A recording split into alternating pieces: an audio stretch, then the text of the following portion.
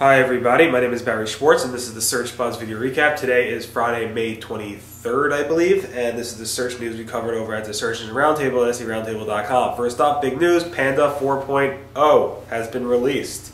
This is actually a major rewrite, in my opinion, to the algorithm.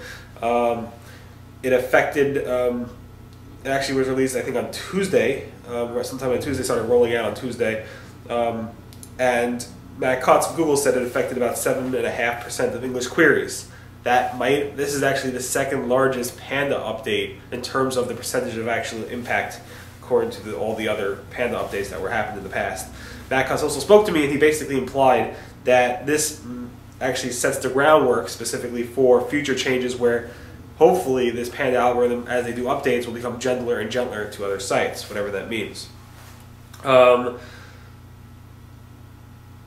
We expected a lot of changes. I've been talking to you guys for the past couple weeks about something going on in Google. I believe Google has been testing this as well as some other algorithms and so forth. Here are all the other past Panda algorithm updates and so forth, but there's a lot of chatter going on around that. I want you, if you have time, please go to my thread, my post on May 22nd, and fill out this poll. I want to know if you were impacted, how you were impacted, did you recover, did you not recover, were you first hit the first time? So go ahead and go there and please take my poll. Sharing that with you, I did a post at Marketing Land and other places as well about the impact on sites. And search metrics data just came out this morning in the US in terms of what was updated. The major large sites that were impacted were Ask.com, eBay, and Google's backed, venture-backed, Retail Me Not, as well as some other ones. But these are some charts. Take a look at this. This is Ask.com seeing a 72% drop in SEO visibility. It doesn't mean a 72% drop in traffic. It means a 72% drop in the keywords that come up for their typical queries in Google. eBay dropped about 48% according to search metrics. And Retail Me Not dropped about 48%. Now, Retail Me Not basically came out with a thing saying these reports are greatly overstated. They did admit to some ranking fluctuations, but they also said they have diversified traffic. So obviously, yeah, their traffic did not drop 50%. Their search visibility dropped about 50% according to search metrics. And of course, these are search metrics reports and not reports from the actual sites themselves. Next up is one SEO who got hit by Panda a while back said he's starting to recover. He's nowhere near the traffic levels that he used to have, but he's starting to recover. And he said the reason he got hit was because he got comfortable. His site was doing great. He was making a lot of money. He wasn't doing any investment in his site, nothing. He just sat back and let the money come in.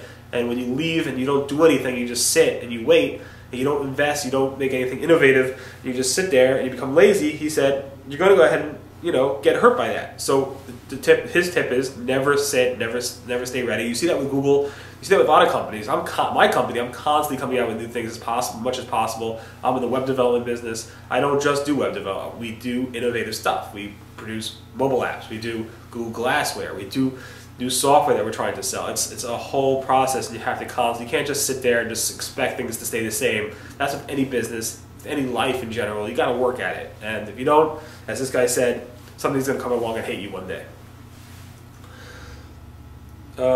Speaking of algorithms, Google also released their spam algorithm, version 2.0 of it, over the weekend. Now, again, we've been talking about a lot of patterns, a lot of things going on, so obviously this is one of the other things that are going on, and this was also known as the payday load algorithm. It was first released about a year or so ago, and now it's been updated, the Google spam algorithm. So it's pretty significant, and it targets specifically around PPC keywords, like porn, pills, and casino types of related keyword phrases, the more spammy keyword phrases.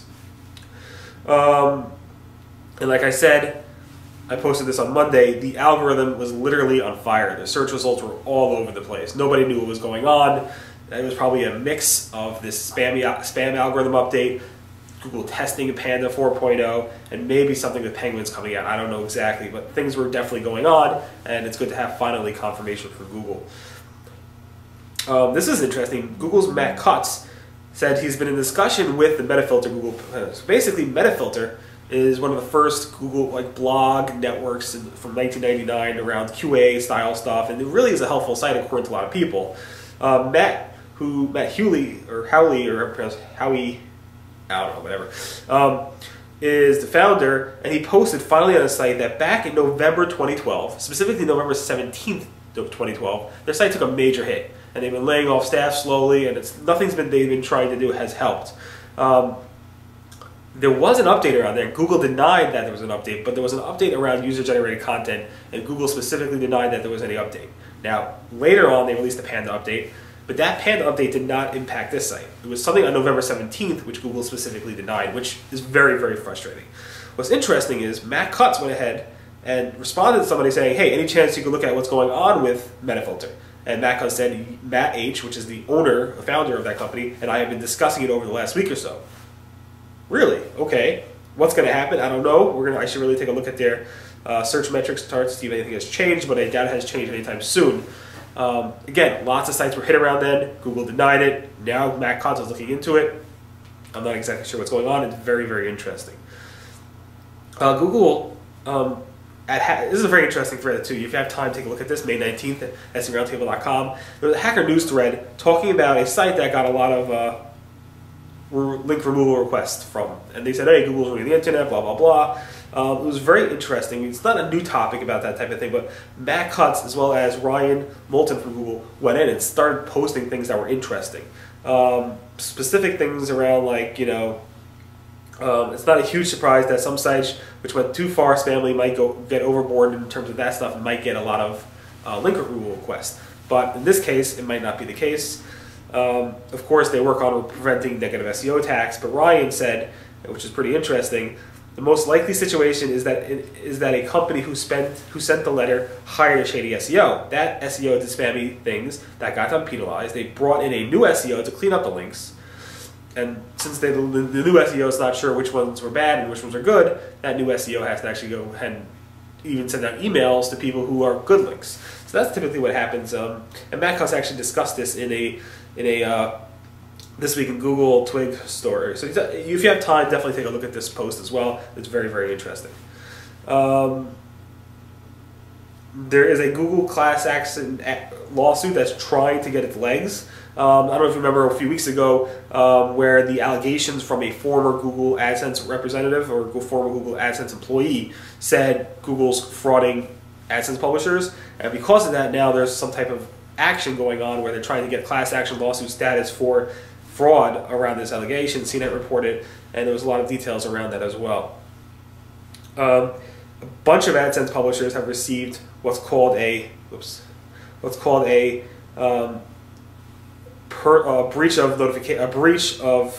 breach notice from Google AdSense for personal identifying information,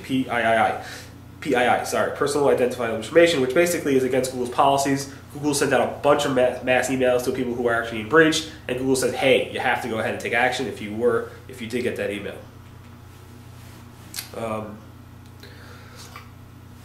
Here's Google's evil laugh. Basically, Google in the SEC filing report, which was just released past Tuesday, but from a while back, said that Google wants to place ads everywhere. Specifically, examples they put were, we expect, this is the quote from the SEC filing, we expect the definition of mobile to continue to evolve as more and more smart devices gain traction in the market. For example, a few years from now, we and other companies could be serving ads and other content on refrigerators, car dashboards, thermostats, glasses, and watches, to name a few of the possibilities. Of course, that brought up a whole thing around Nest, and Google said, no, we're not putting ads on Nest, don't worry. But this is interesting. It's kind of like the Minority Report. And finally, there were a bunch of Google Doodles this week. I'm not going to talk about them all, but the one that I want to talk about was the Rubik's Cube, and it probably wasted a tremendous amount of time. I think it was on Monday. And actually, it was the Google logo that actually you can actually do the Rubik's Cube and hopefully win and share it on Facebook and Twitter and so forth, and Google+. Anyway, that's the Search Buzz Video Recap. My name again is Barry Schwartz, and this is the search news we covered over at the Search Roundtable at SERoundtable.com. Today is Friday, May 23rd, 2014. Everyone have a great weekend, and I'll see you guys next. Bye.